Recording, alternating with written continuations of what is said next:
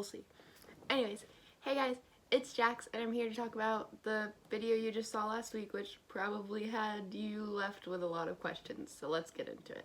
I got your picture, I'm coming with you, dear Maria, count me in. There's a story at the bottom of this bottle and I'm the pen.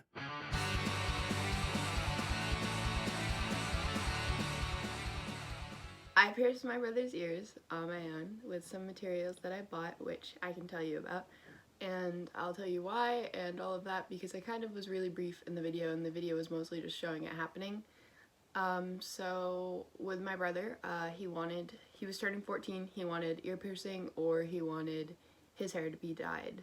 And he's very picky with things because he is autistic, So to better clarify this, because I just kind of threw out the autism comment, what I actually meant was my brother has Asperger's, which means he has certain different mental processes when he's thinking with things. And if we did hair dye, it would have taken a lot more time, effort, and money to get to the way that he likes it, and I was worried I wouldn't be able to. And he more so trusted me over a random professional piercer because he knows me and I'm his sibling, and I know what I'm doing to some extent. I'm also used to piercings, so that's why that was a comment that was thrown in. It's not just random. I asked him if he wanted his hair dyed or if he wanted piercings, and he said he wanted piercings, so I talked to my parents about it, and they were okay with it, as long as I had the right materials and I knew what I was doing, and I went through everything with them to make sure that I had all of the sanitization and everything needed, and that I kept up with it because I had to teach him how to clean them and so on. So this happened back in August, late August I believe, which it's been a long time since I uploaded. It's been finished since then, but I just haven't been back on YouTube to upload, so I was waiting until then. But this happened in August, late August, a little after his birthday. His birthday is early August, but all of the time for everything coming in from shipping took a while. So after I had the okay and I had found my stuff, I ordered and went into Walmart and stuff like that to get all of it, which this isn't going to be a tutorial. If you guys want a tutorial, I might, but I also just don't really like doing tutorials on things that people shouldn't do unless they're very reckless. So yeah, but anyways, I ordered sterile single package needles, a pack of 10 I believe, which I still have a bunch of them left. I'm probably going to end up piercing my own ears, so you'll probably see that too. I'm waiting to pierce my own ears until I have my third set done professionally because I can't do sets on myself. I just don't have the coordination to be able to do so. And I'm very perfectionist with it, so it would be very frustrating for me to try to do them to myself. So I got all the materials. I got sterile single package needles, I got some antibacterial soap for using as the cork or the receiving tube because a receiving tube was really expensive and clunky and a cork just wasn't sterile in my opinion, so antibacterial soap was kind of my best option. And I also got all of the saline and other materials. I don't remember all of the stuff that I bought. I'm looking across my room to try to remember, and I can't really remember. It's been months now. This was done in August. It's now November, late November. So I got all of the stuff for doing it and for cleaning it after the fact. And I got him his own thing of saline for cleaning it after the fact, which I told him that it's going to be a commitment. I made sure that's not just something on a whim. I told him it's a commitment and we need to actually teach you how to do it and how to clean it and take care of it, because I'm not doing this for you to just take them out a few days later because they get infected or they harm your ears or things like that. If you need to take them out, obviously yes, but the goal is to actually make it so that you don't have to take them out. So yeah, we talked about that and he was committed to it, so I ordered everything and it came in and we set a time to do it, and of course he let me record because I have to record my reckless decisions for my channel, because if I didn't, my channel wouldn't exist. And we did that, which to mark and kind of to explain what happened in the video that you saw. So in the video I was cleaning and setting up everything that I needed, including the jewelry, which the jewelry I got was sterile already.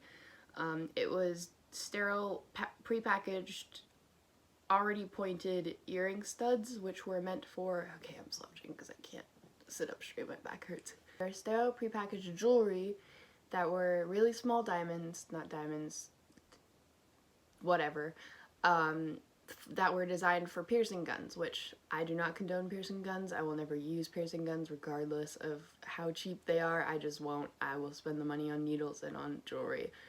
It's just not happening. I'm not touching it myself with a piercing gun. I'm not touching my brother with a piercing gun. It's just not happening. If you want to know about piercing guns, Google it. I'm not going to waste my time talking about how detrimental they are when so many people already do. So, I got the jewelry for it because the tapered end makes it easy to insert into the needle so that I can smoothly transition. And those were the cheapest form of the tapered end and the only form of the tapered end I could really find with short notice that would get there in time. So that's what I ordered. I got everything ready and open so that I could deal with it. I got some alcohol on the side for sterilizing anything extra that I needed to.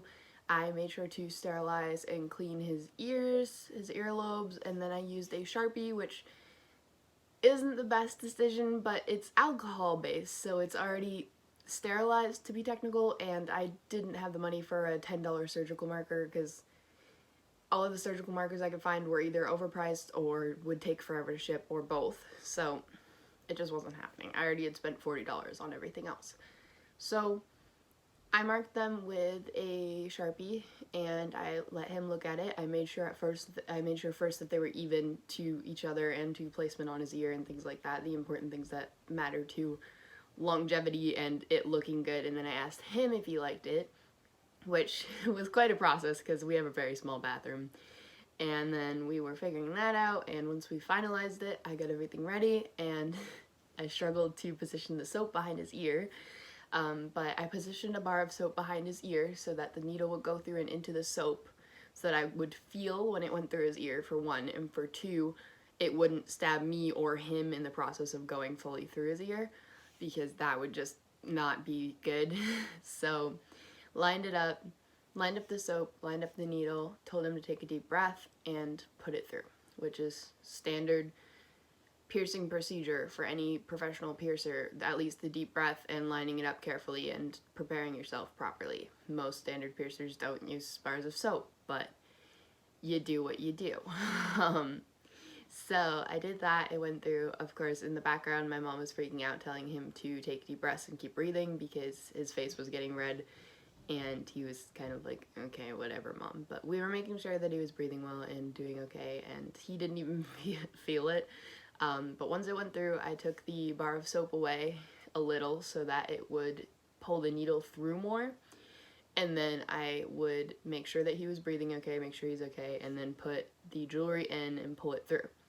And, well, pull/push it through so the jewelry wouldn't fall out of it. And the jewelry was through, let it sit for a second so he wasn't getting so much pain at once, even though he said it didn't hurt, and then put the backing on. And we repeated the same process on the other side. Easy, simple. But that was kind of what we did. I will do an in-depth process if you want, or an in-depth talk about any of this, but I wanted to kind of get on here and tell you guys like why I did it, what the process was, what you saw, because I just posted the video without saying anything.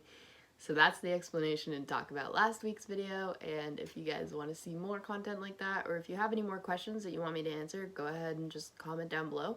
I can always answer questions either by replying to comments or by making videos. I'm perfectly fine with either, so if you guys want me to go more about anything, just ask.